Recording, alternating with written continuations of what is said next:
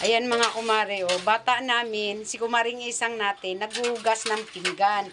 Iwan nga namin kung anong nakain ito at nakipag-agawan sa hugasan.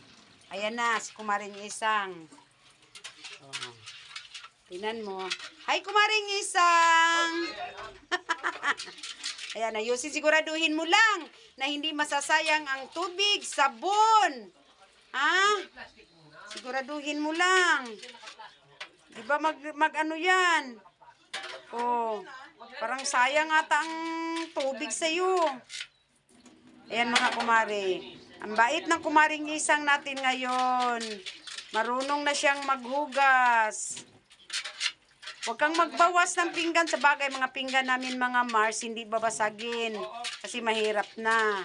Ang baso, kasi mga mug namin, puro bawas. Dagdag kami ng dagdag ng mug.